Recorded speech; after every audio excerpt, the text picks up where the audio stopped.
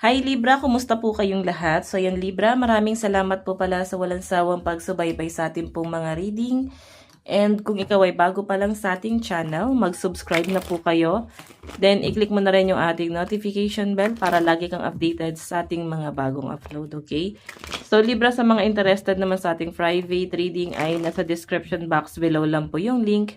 Message nyo lang po ako. So tignan natin ano ba yung mga possible na ganap sa inyo this week, Libra. Libra, Sun, Moon, Rising, and Venus sign. Libra, Sun, Moon, Rising, and Venus sign. Oops. Blessing. Ayan. So, Libra, swerte ka daw this week, ha? Ang ganda ng pasok ng pera mo and possible na, ayan, stability. Kung ikaw ay may business, may mga side hustle ka, yan, mukhang swerte yung may mga business this week. Maganda yung sales. Maganda yung flow ng pera.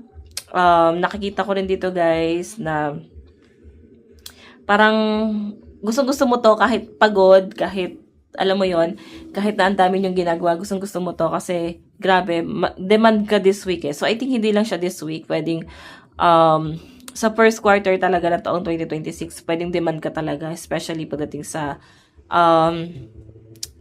parang ikaw yung napipik, okay? Ikaw yung napupusuan ng mga tao. Yung mga gawa mo, yung servisyo mo, gustong-gusto ng mga tao. Okay? So, parang bigla ka nag-click. Check pa natin.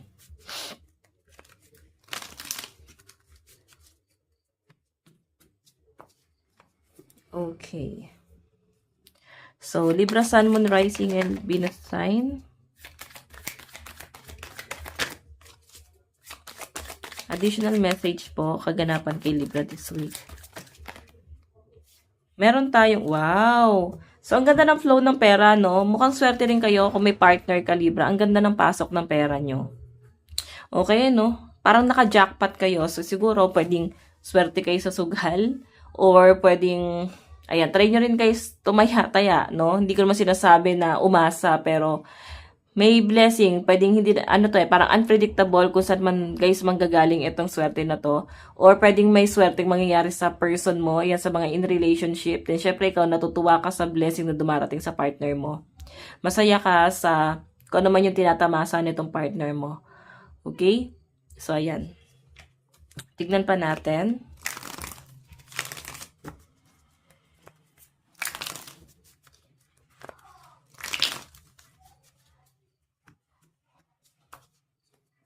Okay, Libra, Sun, Moon, Rising, and Venus sign.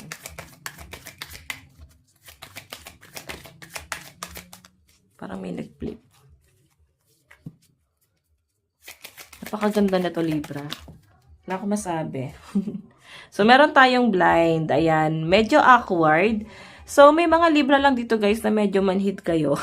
Okay? Pwedeng may mga nangyari sigurong issues sa inyo before ng partner mo na ngayon pwedeng kailangan mo lawakan yung pangunawa mo kung ano yung pinanggagalingan ng hugot niya sa buhay, no? So, may mga awkward moments daw kasi na hindi mo masyadong napapansin. Pwedeng alam mo naman pero pwedeng hindi mo pinapahalata sa kanya na alam mo or ramdam mo kung ano yung pinanggagalingan niya, ano yung hugot niya sa buhay. So, pwede kasi guys na may sama ng love sa inyo yung before yung person nyo, then until now dala-dala niya pa rin. May nakikita lang ako dito, Libra na yun nga, pwede hindi nyo guys masyadong kinoconsider or ayun nyo na siguro siya guys i-tolerate. Okay? Yun po yung nasasagap ko dyan. Pero again, may mga awkward moments dito. So, pwedeng limitado na lang yung mga galaw nyo, yung banding nyo. Pwedeng hindi na siya katulad ng dati na parang sobrang open nyo. So, mapapansin mo naman yan eh, ba't parang hindi masyadong open sa inyo yung partner mo, hindi ka masyadong nagiging open sa kanya kasi may mga ayaw siyang ginagawa mo. Ganun din siya, may mga ayaw siya na ginagawa mo naman. So, ginagawa niya dyan guys, or kayong dalawa, pwedeng nililihim nyo na lang kaysa pag-awayan pa to. Okay? So, check pa natin. Tignan natin.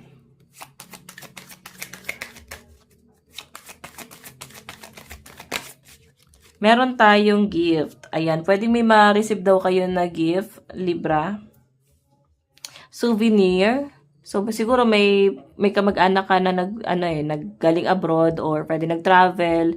Then, baka may ibibigay sila sa inyo guys na gift or at least souvenir. Ayan. Okay? So, guys, lucky number mo this week is 23, 32, 9, 26. Again, check pa natin. Additional message.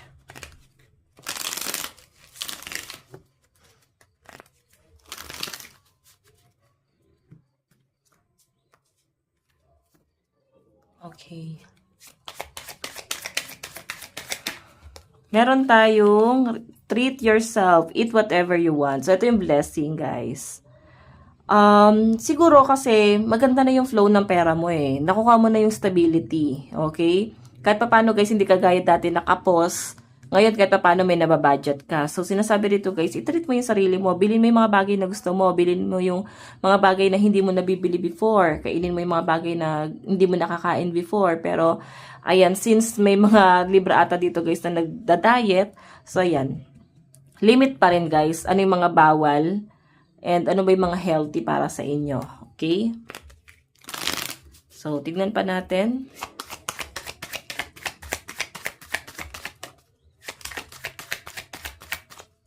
Meron tayong smile, smile, more, even more. So, pwede guys na yung partner mo ata dito yung maganda yung flow ng pera. Bless ata tong si partner mo. Pero syempre, ikaw natutuwa ka din sa blessing na tinatamasa niya. Or swerteng tinatamasa niya. Okay? So, parang ang awkward para sa inyo. Ano ba yung dating dito? Parang, siguro, medyo frustrated ka lang sa sarili mo na mas medyo angat siya sa inyo or bakit parang medyo swerte siya. So, ano ba to? May kompetensya bang nangyayari sa pagitan yung dalawa? Nagkukumpit ba kayo sa isa't isa? Tignan pa natin guys. Additional message. Meron tayong no justification needed. So, ito naman guys, pwede yung mga tao nandiyo-judge sa inyo. Hindi ka naman i-judge kung may tama kang ginagawa or may mali kang ginagawa. So, sinasabi lang dito guys, pwede nagbubulag-bulagan ka rito. Ayan, pwede nagbubulag-bulagan ka sa mga ginagawa nila or ginagawa mo sa sarili mo, then pwedeng lapitin ka ng ng chismis. And again, ito pwedeng swerte ka pagdating sa partner. Yun nga lang guys, medyo parang baka napipilitan ka na lang, pwedeng ganun eh, baka napipilitan ka na lang kasi kailangan mo makisama. So, ito naman guys, itong no justification needed is something na parang lalo mo nga asarin yung mga haters mo this week. Okay? So, meron tayong no. Ito naman guys, hindi ka basta-basta tatanggap ng gift talaga. Lalo na at alam mong nakasakit sa iyo yung taong yun. Parang ayaw mo ng utang na loob sa mga taong yun. Ayun. Sabi ko na ba, lucky number mo this week is 23, 32, 9, 36. Additional message. Relocation. So, may plano ba kayo mag-relocate? Lumipat ng bahay? Meron tayong The Chariot. So, yung nakikita ko dito, Libra, may parang mabilisan to. Mabilisan lang tong galawan na to. Kung may relocation or pwedeng bigla ang pagbabago sa buhay mo. Ang bilis lang nung cycle. Okay? Ayan. May travel din ako nakikita rito, guys. Pero guys, parang nag-aalangan ka rito. Ito, meron kasi ako nakakitang blessing na paparating. Blessing po si The Chariot. Pero biglang magbabago yung decision mo dito. So, siguro may dumarating na opportunity sa inyo na i-reject mo na lang. Or parang hindi mo siya i-grab. Kasi iniisip mo ano yung magiging buhay mo. Parang gano'n to nakakapagod. Parang gano'n. So, additional message. Tingnan natin ang inyong advice. Meron tayong taking shelter. The answer are within. So, ayan. Kung medyo naguguluhan ka daw sa buhay mo, Libra, this week, or kahit na itong mga nakaraan lang, guys, na parang may mga tanong ka pa rin na until na wala pa rin kasagutan, sinasabi lang dito, guys, malapit mo nang malaman kung ano yon. Or pwedeng alam mo na pero nagbubulag-bulagan. Hindi mo lang siya, guys, masyadong kiniklaim sa sarili mo na alam mo talaga. So, pwede kasi, guys, na ito, kaya hindi mo na i-grab to opportunity na to. Opportunity kasi pwedeng may sasalo sa inyo or may bagong opportunity mas darating na mas maganda. So guys, ito lang po ang inyong reading. Maraming salamat po. Bye-bye.